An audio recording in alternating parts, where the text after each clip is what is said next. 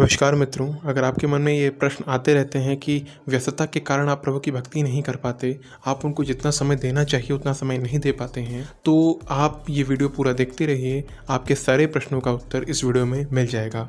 आपको मैं एक कहानी बताता हूँ। एक बार की बात है, एक नगर में एक पुजारी जी रहते थे। वो बहुत ही विद्वान थे और बहुत ही दयालु थे। उनका जो मंदिर था, जहाँ वो पूजा करते थे, वहाँ लोगों की भीड़ लगी रहती थी। प्रत्येक नगरवासी वहाँ मंदिर जाता ही था।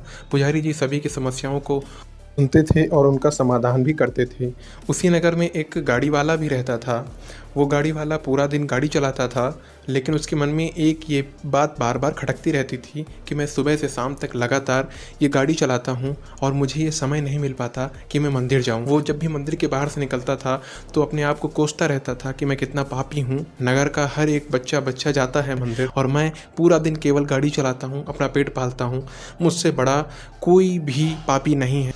एक दिन उसने निश्चय किया कि वो मंदिर जाएगा ही और पुजारी जी से अपने मन की बात कहेगा और उसके लिए कुछ समाधान खोजेगा। आखिर वो कैसे कर पाए प्रभु की भक्ति। वो अपनी घोड़ा गाड़ी लेकर नहीं गया और सुबह सुबह ही मंदिर पहुंच गया। आखिर वो समय आया, उसने दर्शन किए और पुजारी जी से कहा कि वो अपनी कुछ बातें कहना चाहता है, कुछ उसके अंदर दुख है जो वो व्यक्त करना चाहता है।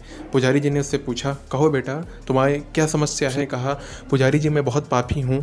पूरा नगर आता है मंदिर प्रभु के दर्शन करने, यहाँ पर लोग बैठते हैं, भजन पूजा करते हैं, लेकिन मैं नहीं आ पाता।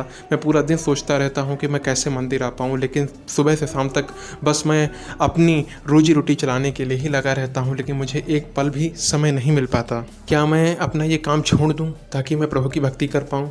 आप मुझे सही मार्ग दिखाइए।